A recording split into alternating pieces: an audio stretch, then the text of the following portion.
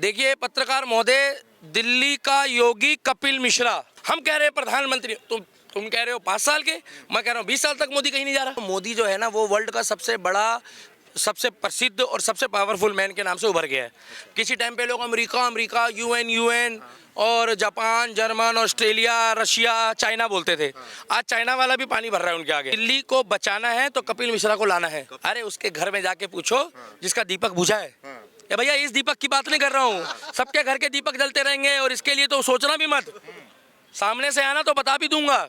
ये जो पीछे से कर रहे हो ना, परशुराम का क्रोध, तुम्हें तो टाइम आने पे पता लगेगा। ये तो महबूबा मुफ्ती कहती थी कि धारा 370 हटा के दिखा तो खून की नदियां बहा जाएगी, वहाँ मच्छर नहीं मरा। योगी जी की तो तुलना ही नहीं कर सकते। एक होता है जहर और एक होता है कतई जहर। मोदी जी अगर जहर है तो योगी जी कतई जहर है। मगर ये जो बुर्खा पहनने से हमारे देश में जो सेंसिटिव एरिया है, देश विरोधी गतिविधि अगर आपकी पहचान छुपती है ना तो उससे फर्क पड़ता है भाई साहब। वो तो कह रहा है हमारे पान में भी इतनी ताकत है कि बच्चे पैदा हो जाते हैं, तो अगर जिसके नहीं हो रहे होंगे तो क्या वो अस्पताल में जाके पान मांगता है? आपने सुना कभी कोई पान खा के बच्चे पैदा करता हो? तो हम लोग सनातनी धर्म के आदमी हैं। अगर हम लोग किसी को मुंह से भी बहन बोल देते ना, एक बार धागा बांधना तो दूर की बात रही, तो बहन बोलने के बाद हम लोग तो नहीं करेंगे उससे शादी। सोनिया गांधी कहती थी राम कल्पना है, राम एक कल्पना है।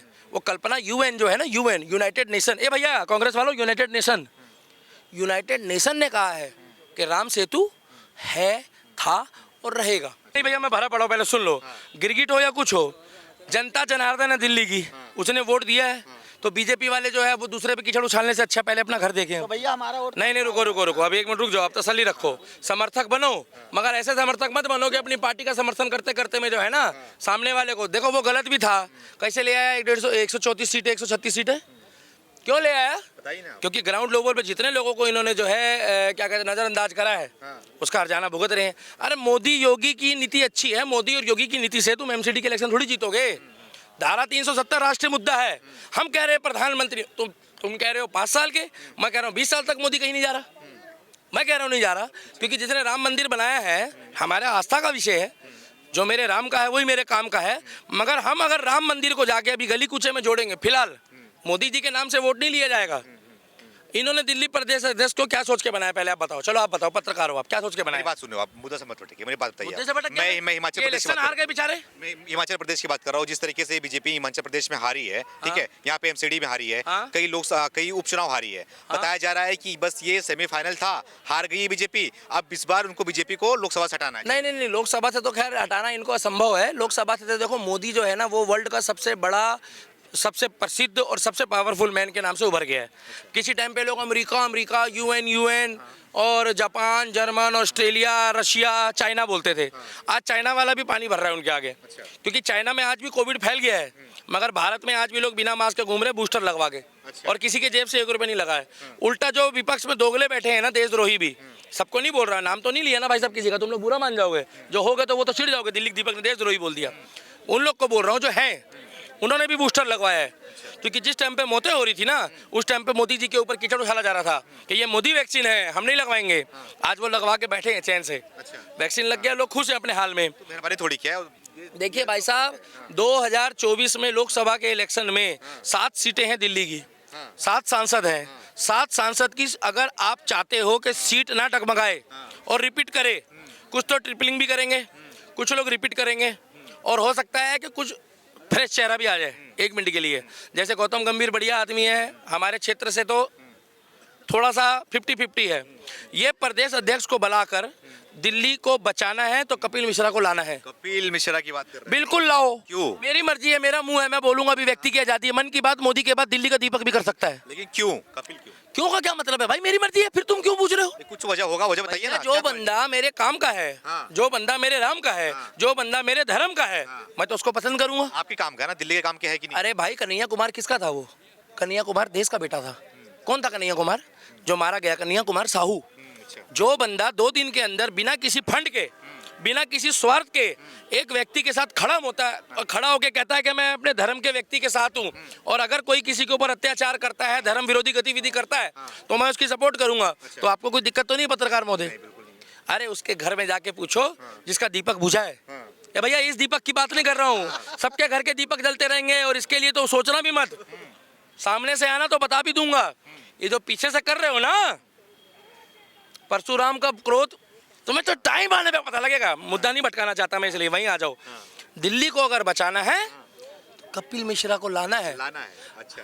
केजरीवाल के सामने खड़ा करो, सीएम कैंडिडेट बनाओ। अच्छा, बीजेपी का सीएम कैंडिडेट बताओ आप कौन है? चलो 3 इलेक्शन हार गई, 2 इलेक्शन तो बीजेपी हार गई, बताओ कौन है?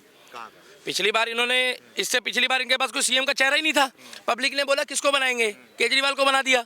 चाहे वो शराब बांट रहा है, चाहे वो कुछ भी बांट रहा है, गलत है, मगर पब्लिक तो पता है। देखो भाई, जनता जनार्दन है, हम लोग जनता को वोट तो मोदी जी के नाम पे मिल रहा है ना। यही तो बोल रहा हूँ ना मैं कि केंद्र में तो मोदी जी आएंगे, मगर दिल्ली में तो फिरकी केजरीवाल ले रहा है। जैसे हमने आमिर खान की ले ली है फिरकी, अच्छा। अब बीजेपी की फिरकी ले ली ना केजरीवाल ने, जैसे दिल्ली के दीपक ने आमिर खान की ले ली। अब आपको परसों पता नहीं है, वो पूजा पाठ कर रहा है आमिर खान। जानते हो आमिर खान को? कौन है? एक्टर है बहुत बड़ा बॉलीवुड का। ये महाराज बढ़िया आदमी है, फेवरेट है उनके। मैं तो फेवरेट किसी का भी नहीं हूँ। जो मेरे, देखो जो मेरे, वो आपके फेवरेट है?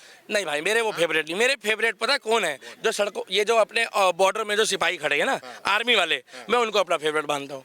क्योंकि वो अगर खड़े हैं वहाँ सीना तान के 70-60 डिग्री तापमान में, तो मैं चौड़े होकर आपके TNN न्यूज़ के माध्यम से बोल पा रहा हूँ। नहीं तो ये चाइना वाले और पाकिस्तान वाले चाहते हैं कि ये जो है देश विरोधी पार्टी के हक में चला जाए हमारा देश। और वो धीरे धीरे सियाचिन से जैसे अंदर आ रहे थे ना, तो कोई बड़ी बात नहीं है। वहाँ के बच्चे सपना देख रहे हैं, उनका हक है देखना। क्योंकि मोदी आ गया है तो उनका सपना टूट गया। मोदी नहीं होता तो 2047 और 1947 गजवा हिंद का इनका सपना पूरा था। अच्छा, ये बताइए आप, यूनिफॉर्म सिविल कोड के लिए लोकसभा में लगातार हंगामा हो रहा है, आप देखते भी होंगे। क्या लग रहा है इस बार सरकार उसमें कामयाब हो पाएगी, या फिर वही किसान बिल की तरह वापस लेना पड़ेगा? ये यूनिफॉर्म सिविल कोड कुछ भी नहीं है मोदी जी के आगे यार।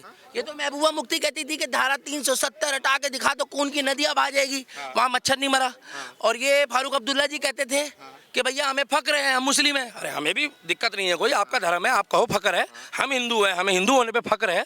मगर एक बात बताओ, आप ये क्यों कह रहे हो कि राम जो है वो तुम्हारा नहीं है, राम पूरे विश्व का है? 2014 के बाद तुम भगवा गमछा पहन के, भगवा पगड़ी पहन के घूम रहे हो। फारूक अब्दुल्ला जी तुम तो बदल गए।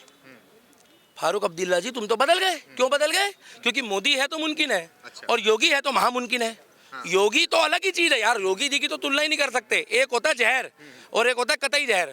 तो योगी जी अगर जहर है अच्छी दृष्टि से, तो योगी जी, मोदी जी अगर जहर है तो योगी जी कतई जहर है। योगी जी है करेला, वो भी नीम चढ़ा हुआ। अच्छा।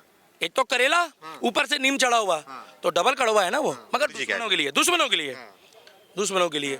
तो सीधी सी बात है, दिल्ली में अगर आपको आपके हिसाब से देश को यूनिफॉर्म सिविल कोड की जरूरत है? बिल्कुल है भाई साहब। देखिए एक बात बताइए, आप अपने धर्म को फॉलो करते हैं, आप अपने कपड़ों को फॉलो करें, हमें कोई परेशानी नहीं है। मगर मैं अगर सपोज करो कि जैसे हमारे सिख भाई है, सिख भाई जो है अगर वो गुरुद्वारे जाते हैं या कहीं भी जाते हैं, तो वो मसला है उनके धर्म का, ठीक है। मगर जो वेशभूषा है उनकी वो हमारे जैसी ही है ना। मगर ये जो बुर्खा पहनने से हमारे देश में जो सेंसिटिव एरिया है, देश विरोधी गतिविधि अगर आपकी पहचान छुपती है ना, तो उससे फर्क पड़ता है भाई साहब। अब आप बुर्खा पहन के चले जाओगे और कोई बंदा जो है वो अपने कपड़े पहन के चला जाएगा, तो भाई साहब ऐसे नहीं चल सकता। स्कूल और कॉलेज और ये होता है शिक्षा का केंद्र, धर्म का केंद्र नहीं है। नहीं तो आप मदरसे में पढ़ो, हमें गुरुकुल में पढ़ ले तो गुरुकुल में वही वस्त्र दिए जाते हैं, वहाँ का प्रोटोकॉल है। मगर जो स्कूल होता है यूजीसी के अंडर आता है स्कूल, इन लोग को मालूम नहीं होगा, बता दे तो भैया यूजीसी होता है एक डिपार्टमेंट, यूजीसी आपको पता ही होगा। और जो कॉलेज होता है ना भाई साहब, वो यूजीसी के अंडर में आता है। और यूजीसी का जो प्रोटोकॉल है वो यूनिफॉर्म सिविल कोड है। अब यूनिफॉर्म सिविल कोड को अगर दायरे में नहीं लाएंगे तो कोई हिजाब पहनेगा, कोई कुछ पहनेगा नहीं, कोई कुछ पहनेगा तो अपनी मर्जी से पहनेगा। तो भैया देखो फिर तो चुने हमारा हक है, हम पहनेंगे। नहीं भाई साहब, ये अरब कंट्री नहीं है, ये 80% की आबादी बहुमूल्य देश है। यहाँ पर बाबा साहब अम्बेडकर का संविधान चलता है, जिसको कहते हैं IPC, बाबा साहब अम्बेडकर का संविधान, इंडियन पेनल कोड। अगर आप इंडियन पेनल कोड को मानते हो तो इंडियन पेनल कोड में यूनिफॉर्म सिविल कोड भी आएगा। और अगर नहीं मानते हो तो जिसने कन्हैया को मारा वो गोश मोहम्मद को लाके सड़क पे बैठा दो, हम भी अरब कंट्री के हिसाब से हिसाब कर देंगे उसका। वो आफ्ताब है, उसको क्यों बचाया उस दिन? हालांकि हमारे बंदों ने कोई पुलिस वाले पे किसी पे हमला नहीं करा, उसको भी खुले में छोड़ दो, हम कर देंगे। पब्लिक से पूछ लो क्या करना है, पब्लिक बता देगी हमने क्या करना है फिर। लेकिन वो वैसे बोल रहे हैं कि मुसलमानों पर निशाना बनाया जा रहा है ये सब। वैसे तो कुछ भी बोल सकता है, आप उसको वो मत करो, क्या नाम है, सस्ती TRP मत दो। सांसद है भैया वो। अरे सांसद बन गया, वो आबादी के चक्कर में बना है वो तो कह रहा है पान खाओ और बच्चे पैदा करो। पान खा के भी बच्चे पैदा होते हैं, आप पान खा के बच्चे पैदा करते हो? वो तो कह रहा है हमारे पान में भी इतनी ताकत है कि बच्चे पैदा हो जाते हैं। तो अगर जिसके नहीं हो रहे होंगे तो क्या वो अस्पताल में जाके पान मांगता है? आपने सुना कभी कोई पान खा के बच्चे पैदा करता हो? वो तो भाई साहब कुछ भी बोल सकता है वो उसके दिमाग का कोई नहीं पता है। कभी कहता है 15 मिनट के लिए पुलिस हटा दो, कभी कहता है 10 मिनट के लिए हटा दो। भाई पुलिस क्यों हटा दें?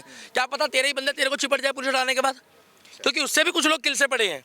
पुलिस की ताकत है, आर्मी की ताकत है संविधान के दायरे में, पुलिस असंवैधानिक थोड़ी है।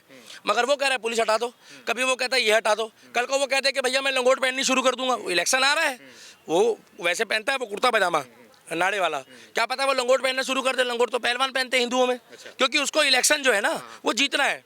और कुछ दिन बाद वो तिलक लगा के भी घूमना शुरू कर देगा, कुछ दिन बाद वो भगवा गमछा पहन के भी शुरू कर देगा। आपको मालूम था फारूक अब्दुल्ला ने पहन लिया है, पहना है ना। फारूक अब्दुल्ला को देख लो भाई साहब, अभी 10 दिन पहले उसने भगवा पगड़ी पहनी हुई है, पहनी है, चेक कर लो गूगल में। ये बताओ, एक सपा के नेता हैं राम गोपाल जी, हाँ वो कह रहे हैं कि मुस्लिम जो लड़के होते हैं वो अपनी कजिन बहन शादी करना पवित्र मानते हैं, ठीक है। तो जो ये यूनिफॉर्म सिविल कोड लाया जाएगा वो किस तरफ से लाया जाएगा, उस तरफ से लाया जाएगा या इस तरफ से लाया जाएगा? देखिए भाई साहब, बुरा मत मानना, अगर वो शादी करते हैं या उनके उसमें कुरान में लिखा है तो वो उनका जाति मामला है, वो उनका धर्म का मामला है, वो जिस मर्जी से शादी करे। हमें क्या मालूम भाई साहब, हम लोग इतना मालूम, हम लोग सनातनी धर्म के आदमी हैं। अगर हम लोग किसी को मुंह से भी बहन बोल देते ना, एक बार धागा बांधना तो दूर की बात रही, तो बहन बोलने के बाद हम लोग तो नहीं करेंगे उससे शादी। देखिए सगी बहन की तो बात अलग है, अब वो लोग कर लेते तो राम गोपाल जी से पूछिए, अखिलेश यादव जी से पूछिए, वो लोग करते हैं, उससे हमारे को उनके धर्म से कोई लेना देना नहीं। हमें अपने धर्म का इतना मालूम है कि जब हम किसी को बहन बोलते हैं तो हम उसको पूरा परिपक्व होते हैं उसके लिए। हम अगर धागा बंधवा लेते हैं तो उस धागे की रक्षा भी करते हैं, उस धागे की रक्षा करनी हमारे को आती भी है। और बहुत जल्दी ऐसे ऐसे कानून आएंगे जो मुझे भी विशेष सूत्रों से पता लगा है। हाँ, तुम्हारे विशेष सूत्र घूम रहे हैं पूरे देश में, है ना, हमारे भी विशेष सूत्र घूमते हैं कांग्रेस वालों, तो मुझे भी विशेष सूत्रों से पता लगा है कि कुछ ऐसे ऐसे कानून आने वाले हैं हमारे देश में, वो मोदी राज में ही मुमकिन है। अच्छा। योगी राज में ही मुमकिन है। यार एक बात बताओ, जिस बंदे ने धारा 370 हटा दी, हम लोग भूल गए, अब वो पुरानी बात हो गई। जिस मंदिर में राम जी टाट में थे और ये जितने नेता थे सारे ठाट में थे, ये देश का दुर्भाग्य था ना अयोध्या में कि राम जी टाट में और हमारे देश के नेता ठाट में। मगर मोदी जी को बुरा लगा तो मोदी जी ने वो जांच कमेटी बदली। कुछ लोग कहते हैं कि मोदी जी ने मंदिर नहीं बनाया, बात तो सही कह रहे हैं, मोदी जी कौन होते हैं मंदिर बनाने वाले। मगर जो जांच कमेटी होती है ना, वो सरकार के इशारे में काम करती है। सबूत को बदलना, सबूत को हटाना, सबूत को लाना। अरे भाई, जब तुम्हारा ही बंदा होगा वो सबूत मिटा देगा। सोनिया गांधी कहती थी राम कल्पना है, राम एक कल्पना है। वो कल्पना यूएन जो है ना, यूएन यूनाइटेड नेशन, ए भैया कांग्रेस वालों, यूनाइटेड नेशन ने कहा है कि राम सेतु है, था और रहेगा। और आज राहुल गांधी मंदिर जा रहा है। अरे जब तुम्हारे को पता ही नहीं है, पहले तो तुम सोच लो बोलना क्या है। इलेक्शन के टाइम पे क्या होता है ना, ये चाहते हैं कि हिंदुओं की सपोर्ट ले लो मगर मुस्लिमों को फायदा करा दो। मतलब उई चाचा है, उई भतीजा है, उई भतीजा है, उई चाचा है, और चाचा कोई है ही नहीं। अच्छा, हाँ। नहीं समझे आप? तिलक लगा लो, भगवा गमछा डाल लो और जालीदार टोपी पहन लो, कैसे अजीब नहीं लगोगे आप? लोग कहेंगे कि भैया ये तो पागल लग रहा है, सेकुलर हिंदू तो है मगर बड़ा अजीब हो जाओगे। भाई तिलक भी लगा लिया, भगवा गमछा भी पहन लिया और जालीदार टोपी लगा ली। तो ये क्या करते हैं ना, ये भूल जाते हैं कई बार। एक वीडियो भी इनकी वायरल है कि टोपी उतारनी भूल गए मंदिर जाते टाइम पे। तो भाई साहब इनको, और दिल्ली में जो इलेक्शन हारी है ना, उसका जिम्मेवार भी अध्यक्ष है, दिल्ली प्रदेश अध्यक्ष है। अब जो दिल्ली में शासन आना है, आपको क्या लग रहा है जो यूनिफॉर्म सिविल कोड ला के 2024 में बीजेपी को फायदा होने वाला है? हो जाएगा 80 और 20 की लड़ाई हो जाएगी, 80-20 की लड़ाई हो जाएगी। यूपी वाला? हाँ ये बात तुम्हें तो पता है, तुम भी वहीं के रहने वाले हो क्या? कौन जिला के हो भाई साहब? जौनपुर। अरे महाराज बढ़िया आदमी, योगी बाबा के एरिया का पत्रकार बढ़िया रखा है तुमने भाई। एडिटर साहब ये लाइन मत काटना। तो तुम यूपी वाले हो, तुम्हें तो पता होना चाहिए योगी की पावर क्या है। अच्छा। योगी एक अलग ही चीज है। हाँ। योगी जब चलता है ना तो वो कई बार कहता है सिक्योरिटी भी मत दो मेरे को। हाँ। पता कौन है वो भाई साधु महात्मा टाइप का आदमी है। ये लोग किलसते थे भगवा गमछे से। हाँ। ये देखो मैं भगवा गमछा लाया हूँ। हाँ। एक मिनट दिखा देता हूँ भाई साहब, थोड़ा सा ना ये लाइन मत काटना। हाँ। ये लोग किलसते इससे। ठीक है पहन लेता हूँ यार, आप लोग किलसते हो। अब एक बात तो बताओ, योगी बाबा के तो तुम भगवा गमछे से तो किलसते नहीं हो, वो तो नीचे से ऊपर तक पूरा ही भगवा है। कभी कोई बयान आया किसी का? क्यों ऐसा क्यों? नंगा पुंगा हो जाएगा आमिर खान की तरह वो। अच्छा, उसकी मर्जी है भाई। हाँ। अरे उसकी मर्जी है, वो कोई भी कपड़े पहन रहा है। हाँ। तुम्हें क्या दिक्कत है? काम बढ़िया कर रहा है ना। हाँ। आज तक किसी मुस्लिम ने भी बोला कि भाई वो ऑरेंज कपड़े क्यों पहन रहा है? पता है क्यों? क्योंकि उसके राज में मुस्लिम भी सुरक्षित है। हाँ, हिंदू भी डर की वजह से ना बोलते हो।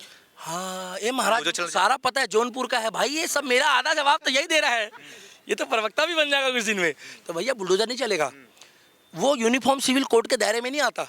उसका कारण है केरला वाले तो लुंगी पहन के जाते हैं स्कूल में, कॉलेज में, यूनिवर्सिटी में। तो वहाँ पर भाई साहब जो जाते हैं ना वो उसके दायरे में भी आएगा। फिर उनको भी पैंट पहनानी पड़ेगी, चाहे वो हिंदू है। लुंगी वहाँ भी बंद होगी। अच्छा। मगर ये जो सुनो, ये भैया एक मिनट रुको, उधर एक मिनट रुक जाओ, पहले पूरा होने दो। बोलो। मुद्दा दिल्ली हार गए हम लोग, आप लोग इधर देख रहे हो, उधर देख रहे हो, बीजेपी दिल्ली हार गई। ये महाराज कैसे पत्रकार हो? दिल्ली हार गई काम बीजेपी। जीता है क्या? नहीं नहीं नहीं, देखो आप लोग, अपने काम से हारे हो आप लोग? मेरा क्या मतलब है भाई? हाँ? मुझे क्यों बोल रहे हो? मैं तो आम नागरिक हूँ, मैं तो सनातनी हूँ।